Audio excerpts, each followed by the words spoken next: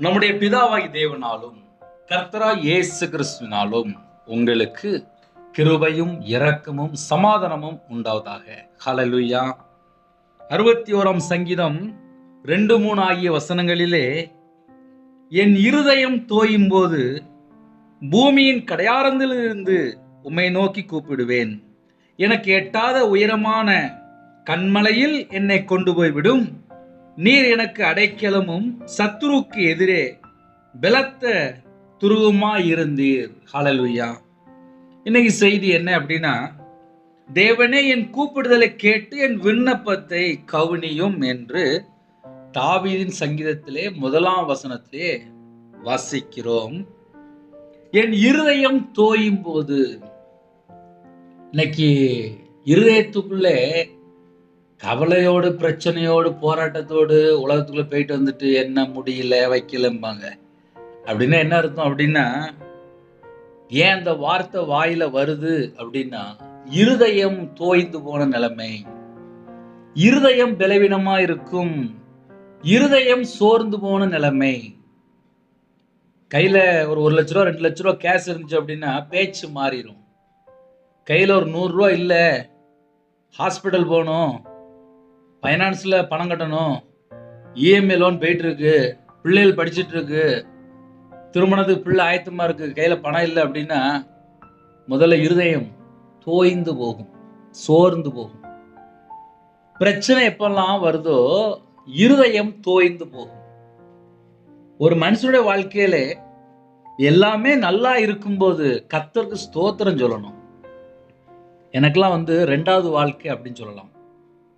கிருபையின் காலத்திலே நிறைய குடும்பத்துல எல்லாருக்குமே 2வது வாழ்க்கை தான். எப்படினே அப்படின்னா, ஒரு 5 வருஷம் முன்னாடி லைட் அப்படி திரும்பி பாருங்க. கொரோனாக்கு அப்புறம் இன்னைக்கு நம்ம 5 வருஷம் உயிரோட இருக்கோம் அப்படின்னா அதான் 2வது வாழ்க்கை. கிருபையின் காலம்.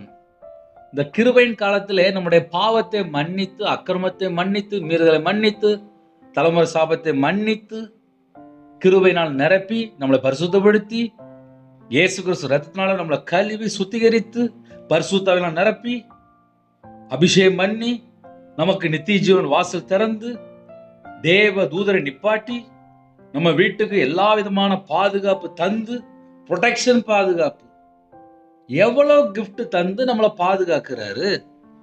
ஆனா அதெல்லாம் நினைச்சு பார்க்கறதுக்கு இன்னைக்கு ஆள் இல்லை. என் வீட்டுல எனக்கு இந்த பிரச்சனை, என் வீட்டுல எனக்கு இந்த பிரச்சனை அப்படின்னு சொல்லி புலம்பிட்டு இருப்பாங்க.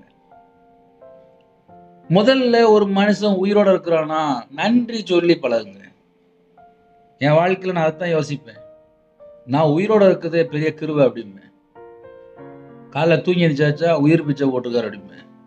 அப்படின்னா என்ன அர்த்தம் அப்படின்னா, ஒரு மனுஷன் 24 மணி நேரம் அப்படி திரும்பி பார்க்கும்போது, தூங்கி எந்திரிக்கும் போது, நாளைக்கு காலையில உயிர் இருந்தாதான் ரவிராஜ், இல்லைன்னா அப்புறம் அடக்க ஆராதனைக்குள்ள போயிடுவாங்க. அவ்வளவுதான், முடிஞ்ச லைஃப். இதுதான் ஒரு மனுஷனுடைய உண்மையான வாழ்க்கை. இது தெரியாம சண்டை போடுறது, பகைக்கிறது, அப்புறம் வீட்டுல பேசாம இருக்கிறது, இதெல்லாம் வேஸ்ட். நிறைய குடும்பத்துல எதுக்கெல்லாம வேஸ்ட் அப்படிம்பாங்க. எனக்கு ஒரு ஜெப குறிப்பு வந்துச்சு, அது என்னால மறக்கவே முடியலப்பா.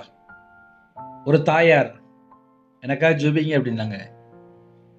எதுக்காக ஜெபிக்கணும் அப்படி கேட்கும்போது, என் கணவர் வீட்டுக்குள்ள 14 வருஷமா பேசாம இருக்காரு.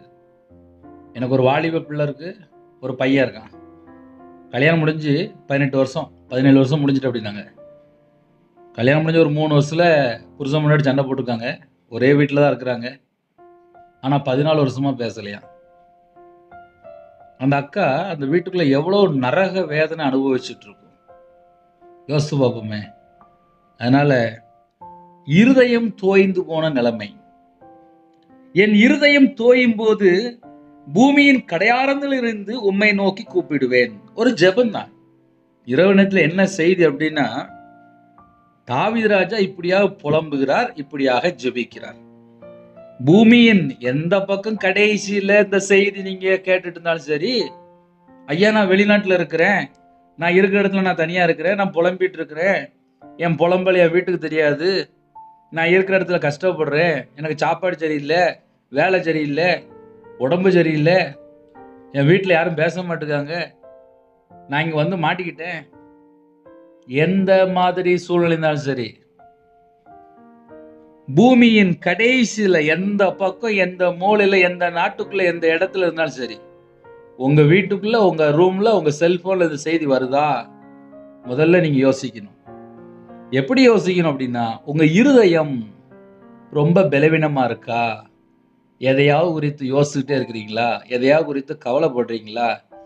சில வீட்டில் புருஷனை குறித்து, சில வீட்டில் பிள்ளைகளை குறித்து, சில வயசான பாட்டி இருப்பாங்க, 70 வயசு, 75 வயசு, 80 வயசு இருக்கும். பேரன் இப்படி இருக்கிறானே, பேத்தி இப்படி இருக்கிறாளே, என் பையன் இப்படி இருக்கிறானே, என் மருமக இப்படி இருக்கிறாளே, என் புருஷன் இப்படி இருக்கிறானே, இப்படியே புலம்பிட்டே இருப்பாங்க. நைட் நேரத்தில் உங்க இருதயம் தேவனோடு கனெக்டிங் ஆகணும். தேவன் அருளிய அப்ப மினிஸ்டர் மூலியமா யாரெல்லாம் இணைந்திருக்கிறீங்களோ, ஆத்துமா செத்து போன நிலைமையில இருக்கக்கூடாது. ஒரு மனுஷனுடைய வாழ்க்கையில ஆத்துமா செத்து போயிட்டு அப்படின்னா, செத்து போன பிணத்துக்கு சமானம். இதை ஏன் சொல்ல வேண்டியிருக்கு அப்படின்னா, ஆத்துமா செத்து போயிடும். அப்புறம் உட்காந்து புலம்பிட்டு இருப்பாங்க. என்ன புலம்பிட்டு இருக்காங்க, ஏன் புலம்புறாங்க அப்படின்னா, ஆத்துமா செத்து போன நிலைமையில இருக்கும். ஆத்துமா உயிர்ப்பிக்கப்படணும். ஆவியானவர் வரும்போது உயிர்ப்பிக்கப்படும். மனம் திரும்பும் போது, இயேசு கிறிஸ்து இரத்தத்தினால கழுவப்படும் போது, பாவத்தை அறிக்கை செய்து விட்டுவிடும் போது ஆத்துமா உயிர்ப்பிக்கப்படுகிறது. பரிசுத்த ஆவியானவர் வரும்போது பலன் அடைந்து, என் இருதயத்துக்குள்ளே பிதா, குமாரன், பரிசுத்த ஆவியானவர் வரும்போதுதான் பலன். என் இருதயம் ஜீவனுள்ள வார்த்தை என் இருதயத்துல இருக்குமானால் எனக்கு பலன். நைட் நேரத்து இந்த செய்தி யாரெல்லாம் கேட்குறீங்களோ, உங்க இருதயத்துக்குள்ள ஒரு பலன் வேணும். அதுதான் இன்னைக்கு ஹையஸ்டான ஒரு வேர்டு. உங்க இருதயத்துக்குள்ள தேவனோட வார்த்தை வந்துட்டு, சமாதானத்தின் தேவன் உங்க இருதயத்துக்குள்ள வந்துட்டாரு, கர்த்தருடைய ஆவியானவர், எங்கேயோ அங்க விடுதலை உண்டு. குமாரன் உங்களை விடுதலை ஆக்கினால் மெய்யாகவே விடுதலை ஆவீர்கள், சத்தியத்தை அறிவீர்கள், சத்தியம் உங்களை விடுதலையாக்கும். ஐயா, எனக்கு என் புருஷனுக்கும் பிரச்சனை, எனக்கு என் பிள்ளைக்கும் பிரச்சனை, எனக்கு என் பையனுக்கும் பிரச்சனை, என் வாழ்க்கையில எனக்கு எல்லாமே பிரச்சனை, வேலையில பிரச்சனை, பக்கத்து வீட்டுக்கு எனக்கும் பிரச்சனை, எதுவா இருந்தாலும் சரி கொஞ்சம் ஓரமா ஒதுக்கி வைங்க. நைட் நேரத்தில் இருக்கிற இடத்துல முழங்கால் போடுங்க. குடும்ப ஜெபம் இருக்கா, வீட்டில் எல்லாரும் பேசி சிரிக்கிறீங்களா, செல்போன்லாம் எங்கேயோ ஒரு ஓரமா தூக்கி வைங்க. டிவி எல்லாம் ஆஃப் பண்ணுங்க. வீட்டில் எல்லாரும் பேசி சிரிங்க. பாதி பிரச்சனை ஓடி போயிடும். முடிஞ்சா கையில பைபிள் எடுத்து எல்லாரும் உட்காந்து ஒண்ணு போல உட்காந்து வாசிங்க. 90% பிரச்சனை ஆஃப் பண்ணிடலாம். என் வாழ்க்கையில கடன்ல கஷ்டப்படும் போது, நிந்தைகள், அவமானங்கள், கண்ணீரோடு இருக்கும் போது கையில பைபிள் எடுத்து வாசிக்க ஆரம்பிச்சேன். அந்த ரவிராஜ் தான் உயிர் பிச்சை போட்டாரு. ஏன்னே அப்படி சொல்றீங்க அப்படின்னா, ஆமா, 1/2 கோடி கடன், 1/2 கோடி கடன்ல இருக்கும்போது சர்ச்சில் போய் கண்ணீரோடு ஜெபிக்க ஆரம்பிச்சேன். கையில பைபிள் எடுத்து வாசிக்கும் போது சொட்டு சொட்டு சொட்டுன்னு அப்படியே கண்ணீர் வடியும். இருதயம் ஃபுல்லா வெடிக்கிற மாதிரி இருக்கும். முகம்லாம் அப்படியே சோர்ந்து போயிருக்கும். இருதயம் ஃபுல்லா தோய்ந்து போன நிலைமை. அனாதை போல ஃபீல் பண்ணுவேன். கையில பைபிள் எடுத்து வாசிக்க ஆரம்பிச்சேன். இருதயத்துக்குள்ள கர்த்தருடைய வார்த்தை வர வர வர, வசனம் இருதயத்துக்குள்ள வர வர வர வாழ்க்கை மாற ஆரம்பிச்சது. என் வாழ்க்கை எப்ப மாறிச்சு அப்படின்னு சொல்லி 2026 கொஞ்சம் திரும்பி பார்த்து சொல்லணும் அப்படின்னா, ராத்திரி ஒரு 8 மணி 9 மணிக்கு கையில பைபிள் எடுத்து வாசிக்க ஆரம்பிப்பேன். சில நேரத்தில் காலையில ஒரு 3 மணி 4 மணி தான் ஆயிரும். என் வீட்டம்மா தூங்கி எழுந்துட்டு அங்கேருந்து வருவா. இன்னும் நீங்க படுத்து தூங்கலையா அப்படின்பா. இந்தா இப்பதான் போய் தூங்க போறேன் அப்படின்பேன். இது எதுக்கு உங்களுக்கு சொல்லித்தரேன் அப்படின்னா, கர்த்தருடைய வார்த்தை உங்க இருதயத்துக்குள்ள போனால் இருதயம் பலனடையும், இருதயம் உயிர்ப்பிக்கப்படும். இருதயத்துக்குள்ள சமாதானம் வேணும் அப்படின்னா முதல்ல நம்ம என்ன யோசிக்கணும் அப்படின்னா, உங்களுக்கும் தேவனுக்கும் நடுவில் ஏதாவது பிரச்சனை இருக்கா? ஐயா, புருஷன் முன்னாடி பிரச்சனை, அதை கொஞ்சம் ஓரம் ஒதுக்கி வைங்க. பிள்ளைகள் பேசல, அதையும் கொஞ்சம் ஓரம் ஒதுக்கி வைங்க. முதல்ல உங்க இருதயம் தேவனோடு தொடர்பாகட்டும். அப்படி ஆயாச்சுனாலே பிரச்சனை முடிஞ்சிடும். நான் சொல்றேன், எத்தனை பேருக்கு புரியுது? தேவனே என் கூப்பிடுதலை கேட்டு என் விண்ணப்பத்தை கவனியும். என் ஜெபத்தை கொஞ்சம் கவனியும். உரிமையோடு பேசுறாரு. அதான் நோட் த பாயிண்ட். அப்பாவும் பிள்ளையும் பேசும்போது, எப்ப நான் பேசுறோம்ல கொஞ்சம் கவனிங்களேன் அப்படிம்போம். அதே போல தாவீதின் சங்கீதத்திலே தாவீது ராஜா தேவனோடு உரிமையா பேசுறாரு. இன்னைக்கு நிறைய வீட்டுல பிரச்சனையை மட்டுமே புலம்பிட்டு இருப்போம்.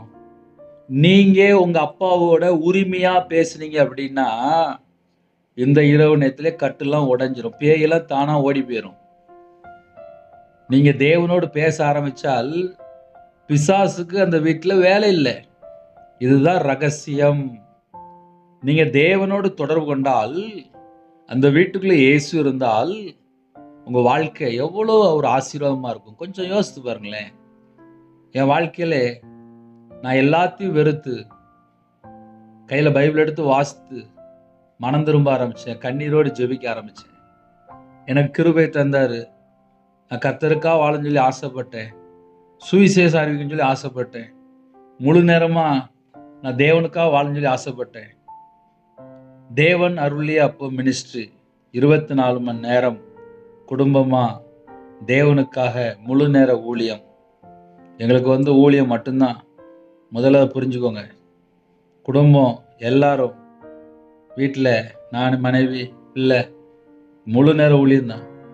அதனால கையில் பைபிள் எடுத்து வாசித்து கர்த்தருக்காக மனம் திரும்பினால் கண்டிப்பாக நம்ம வாழ்க்கை ஒரு வித்தியாசமாக இருக்கும். இருதயம் தோயும் போது பூமியில எந்த பக்கம் நீங்க கடைசியிலேருந்து இந்த செய்தி கேட்டாலும் சரி, கர்த்தரை நோக்கி கூப்பிடுவேன், எனக்கு எட்டாத உயரமான கண்மலையில் என்னை கொண்டு போய் விடும். ஒரு சிறந்த ஆசீர்வாதம் அப்படி கூட சொல்லலாம், ஒரு உயர்வும் கூட சொல்லலாம். நீர் எனக்கு அடைக்கலம், கர்த்தர் எனக்கு பாதுகாப்பு, சத்துருவுக்கு எதிரே பலத்த துருகமாய் இருந்தீர். நமக்கு பாதுகாப்பு அவர் மட்டும்தான். சிம்பிளா சொல்லலாம். நைட் நேரத்தில் ஒரு சின்ன ஜெபம் பண்ணி முடிக்க போகிறேன். கேளுங்க. குடும்பத்தில் ஆசீர்வதிக்கப்படணும் அப்படின்னா இருதயத்துக்குள்ளே குப்பை இருக்கக்கூடாது. நிறைய இருதயத்துக்குள்ள கவலை, அவள் அப்படி சொல்லிட்டா, அவன் அப்படி சொல்லிட்டான், என் வீட்டில் இப்படி பிரச்சனை இருக்குது, எதுவாக இருந்தாலும் இருதயத்துக்கு வெளியில் போயிடணும். அதை உள்ளே வச்சுக்கிட்டே இருந்தால் நிம்மதி இருக்காது. அப்புறம் இருதயம் ஃபுல்லாக வீங்கின நிலைமையில் இருக்கும். வேண்டாம். எல்லாத்தையும் தேவனுடைய சமூகத்தில் தாழ்த்துங்க, அர்ப்பணிங்க, கேளுங்க. சின்ன ஜெபம் பண்ணி முடிக்க போகிறேன். காலவேளையில் அந்த செய்தியும் கேளுங்க. உங்கள் இருதயம் மட்டும் தேவனோட கனெக்ட் ஆகிட்டுனா போதும். அப்புறம் ஆட்டோமேட்டிக்காக எல்லா விதமான ஆசீர்வாதம் வந்துடும். அர்ப்பணிப்போமா? கண்களை மூடி ஜெபம் செய்வோம். அன்பின் கர்த்தாவையுமே நன்றியோடு துதிக்கிற சொல்கிறோம்ப்பா. கர்த்தரை எங்க கூட பேசியிருக்கிறீங்க. இந்த நாளிலும் நாங்கள் வெளியில் போயிட்டு இருந்தோம்ப்பா. எல்லா குடும்பத்தையும் கர்த்தரை பாதுகாத்தீங்க. நன்றி. எங்கள் வாழ்க்கையில் நாங்கள் கர்த்தரை விட்டு தள்ளி போன பாவத்தை எங்களுக்கு மன்னிக்கணும். கர்த்தரை விட்டு தள்ளி போன எல்லா குறைகளெல்லாம் எங்களுக்கு மன்னித்து மறுபடியும் எங்களை புதுப்பிங்க. உங்களுடைய கிருபையால் நிரப்புங்க. உங்களுடைய ரத்தத்தினால கழுவி எங்களை சுத்திகரிங்க. நாங்கள் கர்த்தருக்காக மட்டும்தான் வாழணும். கர்த்தரை விட்டு தள்ளி போற எத்தனையோ இருளான காரியம், அசுத்தமான காரியம், அருவருப்பான காரியம், தீட்டான காரியம், பொல்லாத காரியம், போதை அடிமை, மதுபான அடிமை, விபச்சார அடிமை, அசுத்தத்துக்குள்ள அருவருப்புகள் எத்தனையோ ஜனங்கள் சிக்கி கொண்டிருக்காங்கப்பா. அப்படிப்பட்ட ஜனங்கள் மனம் திரும்பி நித்திய ஜீவனுக்குள்ள வரணும்ப்பா. மனம் திரும்பி பாவ மன்னிப்பை பெற்றுக்கொள்ளணும். இயேசுதான் சொந்த ரட்சகர் என்பதை உணர்ந்து கொள்ளணும். ஒரு உணர்வுள்ள இதயத்தை கட்டளையிடுங்க. கர்த்தர் ஒவ்வொரு குடும்பத்தையும் வேலடைங்க. இரவு நேரத்தில் எங்கள் வீட்டுக்குள்ள யூத ராஜ சிங்கம் நீங்க வாங்க. நீங்க வந்தா மட்டும்தான் எங்க வீடு ஆசீர்வதிக்கப்படும். நைட் நேரத்தில் இன்பமான தூக்கம் தாங்க. வரக்கூடிய காரியத்தை வெளிப்படுத்துங்க. நைட் ஷிஃப்ட்ல இருக்காங்க, நைட்டு டிராவலிங்ல இருக்காங்க.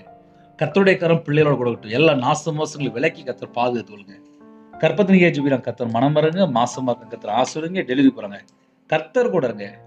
தேவன் அருளிய அப்போ மினிஸ் மூலியமாக இணைந்துகிற குடும்பங்கள் ஆட்டுக்குட்டியின் ஜீவ பஸ்ல பேர் எழுதப்படணும். கர்த்தரை விட்டு தள்ளி போன எல்லா பாவத்தையும் எல்லாம் மன்னித்து கர்த்தர் மறுபடியும் ஆசீர்வதிங்க. கர்த்தருடைய நாமத்தை விடட்டும். அப்பிரயோஜனமான ஊழியக்காரன்பா. எத்தனையோ தேவைகள் உண்டு, கடன் பிரச்சனை உண்டு, நைட் நேரத்தில் புலம்புற குடும்பம் உண்டு. அந்த புலம்பலை ஆனந்த கழிப்பா மாற்றி ஆசீர்வதிங்க. திருமணத்துக்கு ஆயத்தமா இருக்காங்க. திருமணம் முடிஞ்சதுக்கு அப்புறம் குறைகள் குற்றங்கள் உண்டு. கற்பதினி தேவை இருக்குப்பா. எல்லா குடும்பத்தையுமே கர்த்தர் பரிபூர்ணமா ஆசீர்வதிங்க. பிள்ளைகளுடைய தேவைகளை கர்த்தர் சந்திங்க. கர்த்தர் பொறுப்படுத்துவாங்க. இயேசு கிறிஸ்து பிதாவே ஆமென். தேவனுக்கு மகிமை உண்டதாக. கிறிஸ்துவில் பிரியமானவர்களே, 944 2504351 என்ற நம்பர் தொடர்பு கொண்டால் உங்களுக்காக ஜெபிப்போம். God bless you. எனக்காக ஜெபித்துக் கொள்ளுங்கள். Thanks for watching. Please subscribe our channel. Click the like and share. Click the bell. God bless you.